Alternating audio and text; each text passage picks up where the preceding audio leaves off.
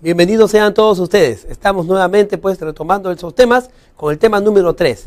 Esta unidad, como ya les comenté en el tema anterior y en el primero, está dedicado íntegramente a la compensación por tiempo de servicios y al tema de las utilidades. Hemos reflexionado mucho acerca de la compensación por tiempo de servicios. Hemos hablado acerca de su origen, de cómo la compensación por tiempo de servicios surge como una idea de indemnización por el despido o de indemnización por el cese. Con la terminación del contrato laboral, el trabajador queda sin trabajo y obviamente no va a haber sueldo ni salario. ¿Cómo se va a solventar sus gastos o su manutención en todo ese tiempo hasta que pueda conseguir un nuevo trabajo? O si es que ya no lo consigue más. Entonces, en aquel tiempo se pagaban las indemnizaciones.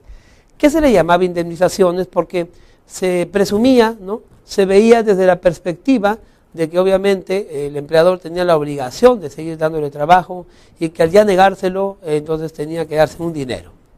Este concepto de la indemnización se fue separando poco a poco del hecho generador, ¿no? De su hecho en sí, y hoy en día, ya modernamente, tenemos la indemnización por despido arbitrario, por un lado, y la compensación por tiempo de servicios, por el otro lado.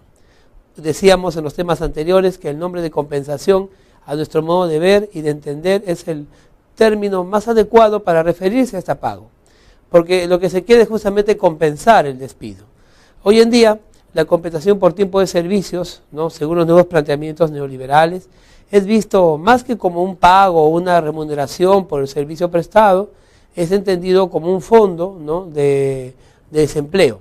Es decir, como un fondo en el que la persona que ya dejó de trabajar va a tener que percibir ese dinerito para poder mantenerse y sustentarse hasta el momento en que pueda nuevamente y otra vez conseguir trabajo y producir para poder estar bien él y su familia.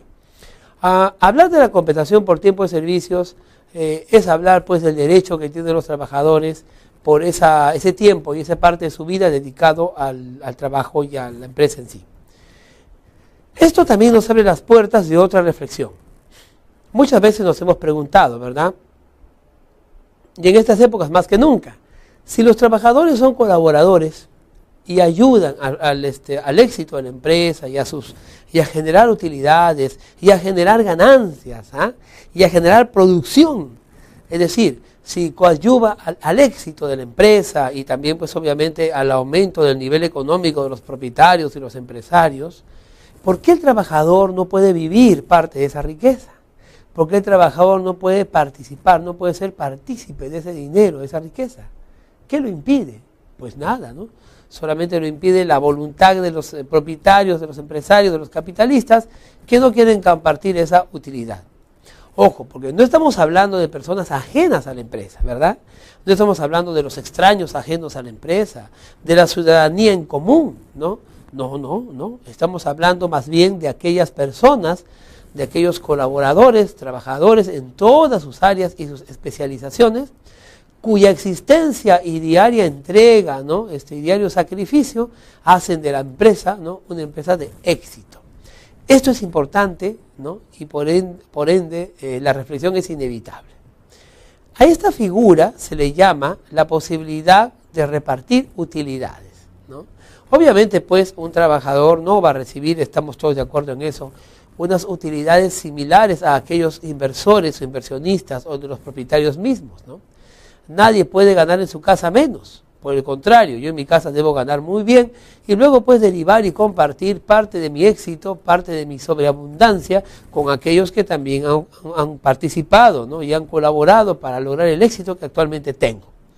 Por eso se habla de que en ciertas empresas, con ciertas características que vamos a ver, tienen que repartirse utilidades a favor de los trabajadores. Y de eso trata el tema número 3 en esta oportunidad, en esta última unidad. Vamos entonces a ver el tema, dice, participación de las utilidades, evolución y estado actual. La participación de utilidades. Para reflexionar un poco acerca de esto, vamos a mentar al doctor Antonio Vázquez Vialar. Antonio Vázquez Vialar, jurista especializado en Derecho Laboral, y especialmente sobre estos temas de las utilidades, nos dice lo siguiente. Leamos, a ver qué dice. Trabajo y participación. Dice él, cuando la tarea se realiza junto con otros, lo que es usual para la mayor parte de los trabajadores en el mundo moderno, que la hacen en grandes concentraciones, el trabajador, en razón de su condición de hombre que conlleva un alto grado de dignidad, tendrá derecho a participar en la comunidad que integra, por lo menos con un igual título que el que se le reconoce al capital. Por supuesto que sí. Bueno, Vázquez Vialar parte su reflexión de algo obvio, ¿no? Si usted y yo nos asociamos para arriesgarnos en algo, obviamente debemos recibir partes iguales. Pero puede ocurrir que usted y yo estemos enfrascados en la misma labor, solo que usted no está arriesgando nada. En cambio, yo he arriesgado todo lo que tenía, todo mi tiempo, mi dinero, etc. Más bien por el contrario, tú estás conmigo y yo te dirijo y yo comparto contigo, ¿no?, esa añoranza, esa visión, ¿no?, de futuro, pero tú estás conmigo ayudándome. No arriesgas nada, no inviertes nada. Y no fue tuya la idea tampoco, ¿no? Entonces, obviamente, tú estás a mi lado, pero no estás arriesgado conmigo. Pero si fuera, aunque sea así, es justo y necesario, ¿no?, como dicen en las misas, que yo al lograr éxito y tú ayudándome, percibas también pues una suma de dinero, no ya como sueldo, como salario o como gratificación, complemento, suplemento de mi parte, sino que tú mismo tengas el derecho de tomar parte de estos temas de las utilidades, de las ganancias. Por supuesto, quizá no en su totalidad, pero sí en un porcentaje de ellas. Esto es lo que Vázquez Vialar quiere más o menos decirnos. Ahora, Vázquez Vialar no se detiene ahí, dice algo más, leamos juntos. De acuerdo con su naturaleza, el trabajador tiene derecho a participar libre y activamente en la colaboración y control de las decisiones que lo afectan. Debe destacarse el sentido de la empresa como participación comunitaria. Muchas de las labores que se realizan en las empresas modernas parecería que corresponden a la categoría de trabajo forzado, caracterizado como aquel que se efectúa sin sentido, sin ley de eternidad, como si fuera solo la consecuencia de un castigo y de una desgraciada necesidad, imposible de evitar para poder obtener lo indispensable y poder mantener la vida. ¿Ah? ¿Qué tal? Bueno, aquí Vázquez Vialar ya hace una reflexión, ¿no? Él dice que cualquier trabajo es por naturaleza expectaticio, tiene una expectativa. No podemos permitir el trabajo en el cual no haya visión, no haya futuro, no haya un sentido de lo que estamos haciendo. Trabajar por un sueldo, un salario, no. Más bien él dice que debiéramos cambiar esa idea de llevar adelante a nuestro personal y a nuestros colaboradores. Debiéramos hacerlos partícipes, hacerlos sentir parte de una empresa. Y obviamente, ¿no?, sentir pues de que estamos trabajando con sentido y en un sentido de comunidad. Es decir, la empresa es una comunidad. Tenemos que sentir que nuestros trabajadores, hacerles sentir a ellos que tengan un sentimiento comunitario. De esta manera entonces se debe destacar el sentido de la empresa, dice, como una participación comunitaria, donde debe haber lealtad y trabajo, ¿no?, y camiseta, identidad con los objetivos de la empresa. De aquí entonces viene la pregunta: ¿cómo podemos lograr esto? ¿Cómo podemos hacer que ese trabajador tenga ese sentimiento? Y si ya lo tiene, ¿debemos dejarlo ahí hasta que muera o cómo podemos reforzarlo y premiarlo? La respuesta es justamente el reparto de utilidades. Una vez que la empresa tenga una utilidad o una ganancia, tendrá que repartirla, no solamente con los socios y propietarios, sino también con los trabajadores. Obviamente, para repartir estas utilidades se tiene que restringir a unos porcentajes y a ciertas características, condiciones y escalafón. Hay distintos tipos de participación en la empresa, no nos confundamos. No todos va a coger el dinero de la utilidad para dársela a los trabajadores. Estos tipos de participación es bueno mencionarlos porque también se parte de allí, ¿no? Si el trabajador participa en la empresa, obviamente tiene que recibir algo por esa participación, para que también se sienta identificado, ¿no? Todos sus conceptos van de la mano. ¿Cuáles son estas 4 o 5 formas y tipos de participación? Primero tenemos, el trabajador puede participar en los beneficios, luego puede participar en los resultados económicos, puede participar en la propiedad, puede participar también en las decisiones que se tomen en la empresa. Y por supuesto, todo trabajador tiene el derecho de ser informado y consultado, ¿no? De esta forma, entonces, estos tipos de participación en la empresa, uno más que el otro, demuestran que ya la idea del trabajador no es un ente esclavizado, de un ente servidor, de un ente sin voluntad, de un ente sin iniciativa. No, aquí yo mando y se hace lo que yo digo. No necesariamente, por supuesto. Lo que necesitamos en todo caso, ¿no?, según esta reflexión, es hacer que nuestros trabajadores, así como participan y se sienten parte de un todo, también se sientan parte de un todo en los beneficios, es decir, en el primero, ¿ya? ¿Cómo se logra esto? Bueno, ya desde el año 1933, en la Constitución de aquel año, en su artículo 45, se establecía a nivel constitucional lo siguiente: el Estado favorecerá un régimen de participación de los trabajadores en los beneficios de las empresas y legislará sobre los demás aspectos de las relaciones laborales, sobre la defensa de los trabajadores en general. Bueno, buenas épocas, ¿no? En 1933, así lo mismo que en el año 1979, las constituciones protegen, ¿no? Protegen, pues, de alguna manera el trabajo. Ahora, en la Constitución actual también aparece esto, ¿no? Aparece que se debe tener la participación de los trabajadores en los beneficios de la empresa. ¿Cómo se va a reglamentar? Para ello, el 3 de diciembre del año 1948, ¿no?, el decreto ley 10.908, para ser más exacto, en la dictadura del presidente tarmeño Manuel Odría, ¿no?, este presidente establece, pues, que a partir del 1 de enero del año 1949, es decir, el segundo año siguiente, el régimen de participación de los empleados y obreros de las utilidades que obtengan las empresas y los empleadores, siempre que sus recursos no sean menores de 50.000 soles, oro de aquella época, por supuesto. Entonces es la primera vez que un presidente, fundado pues en la Constitución del año 33, regula la posibilidad y señala la cantidad que debe repartirse, o en todo caso también la empresa de las que debe repartirse utilidades. Aquellas que no cumplen este requisito, pues simplemente no tendrán que repartir utilidades. Nos referimos a que cualquier empresa cuyos recursos superaban los 50.000 soles oro, tenía que repartir utilidades. Y si no, ya no tenía que repartir. ¿Por qué? Porque se entendía que una empresa con poca utilidad, si comenzaba a repartirlas en vez de capitalizarlas, pues podía arriesgarse también a tener una situación económica de insolvencia o de posible quiebra.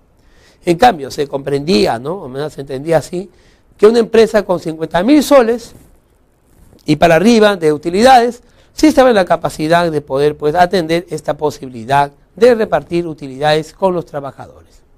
Ahora, la ley, este decreto legislativo del año 1950, salido posteriormente, 2 años después, el decreto ley 10.908, del 23 de diciembre, vísperas de Navidad, del año 1950, ¿no?, establece pues los porcentajes que se deben recibir por parte de esta utilidad, ¿no?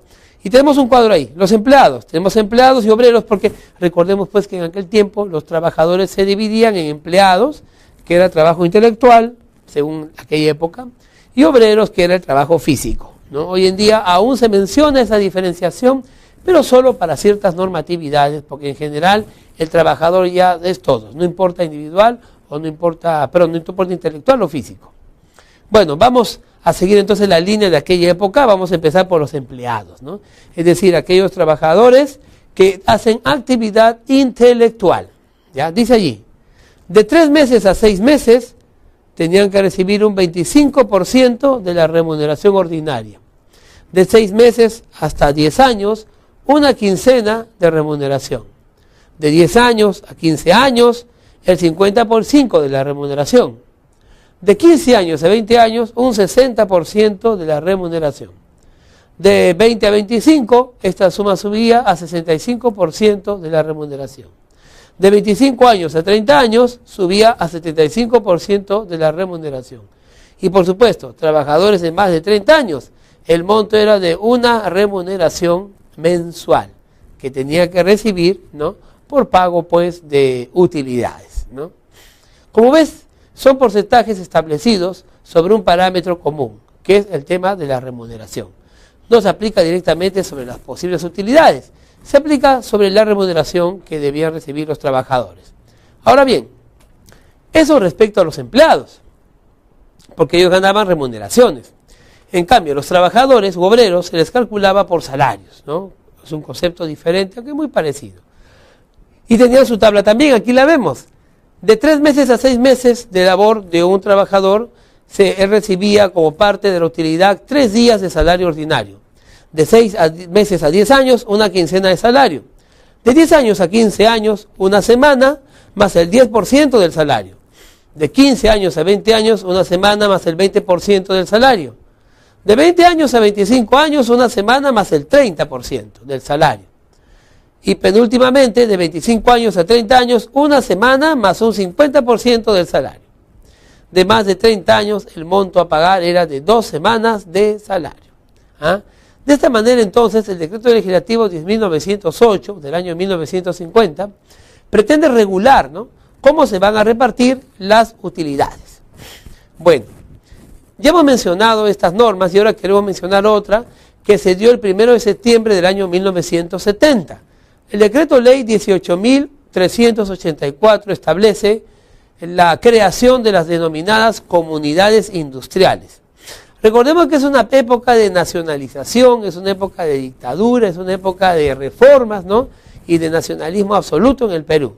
Entonces, para reemplazar a la élite empresarial, se crean las famosas comunidades industriales y definen su objeto. Se señala como que deben tener su domicilio, su duración, su instalación, reconocimiento en los registros, por supuesto. En aquel tiempo se llamaba Oficina Registral del Lima y Callao, no se llama SUNAR como se llama ahora. Miembros, patrimonio, fondo general, dirección, tiene que haber, la administración, quien lo asume, el control, la disolución y la liquidación de toda comunidad industrial. Esa ley 18.384 fue finalmente derogada por el Decreto Ley 21.789. El objetivo era de que las utilidades lleguen hasta los trabajadores. Quizá no como un capitalista o como un accionista, pero que llegue directa o indirectamente a beneficiar a los trabajadores, sean empleados o sean obreros. En las empresas en que no había ya, propiamente dicho, una jerarquía empresarial capitalista, eran suplantadas por las famosas comunidades industriales, en las que los propios accionistas eran los propios trabajadores. Las acciones eran transferidas a los trabajadores y si el capitalista quería quedarse, pues tenía que quedarse como un trabajador más, ¿verdad? Estas comunidades industriales, justamente cuando tenían utilidades o ganancias, las repartían entre sus trabajadores porcentualmente. No la totalidad de la ganancia, ¿no?, me estoy dejando entender, sino una parte de ella. Por ejemplo, no es exacto, pero por ejemplo, del 100% de las utilidades que como comunidad hemos conseguido este año, en diciembre nos vamos a repartir el 30% de esas utilidades. ¿Qué quedaba entonces? El 70%. ¿Qué se hacía con eso? Se capitalizaba la empresa. Se capitalizaba la empresa. Hoy en día es una figura similar. Las utilidades o pueden capitalizarse o pueden distribuirse. Casi siempre es entre los accionistas. Hoy en día las grandes utilidades se recapitalizan o se distribuyen entre los accionistas. Es verdad. Pero el porcentaje que no se redistribuye o se reparte a los trabajadores o los capitalistas, ¿qué pasa con ello? Se tiene que capitalizar. Bien, de esta manera entonces las utilidades llegarán en dinero hasta el bolsillo del trabajador. Y obviamente podrá sentir compensado de alguna forma, ¿no?, el trabajo que realiza, podrá identificarse con la empresa, podrá vivir la empresa como parte suya y podrá sentirse como parte de una comunidad laboral. Esto a la larga trae un gran beneficio, ¿no?, a la empresa, pues tiene trabajadores totalmente leales y fidelizados. Gracias por acompañarme en este penúltimo tema. Bueno, pero entonces, el tema que se viene es el último de este curso y también el último de la unidad. Vamos a hablar ahí también sobre las utilidades y también las acciones que acompañan, en este caso, del derecho individual. Sustentarse hasta el momento en que pueda nuevamente y otra vez conseguir trabajo y producir, pues, para poder estar bien él y su familia. Hablar de la compensación por tiempo de servicios es hablar, pues, del derecho que tienen los trabajadores por ese tiempo y esa parte de su vida dedicado al trabajo y a la empresa en sí. Esto también nos abre las puertas de otra reflexión. Muchas veces nos hemos preguntado, ¿verdad?, y en estas épocas más que nunca, si los trabajadores son colaboradores y ayudan al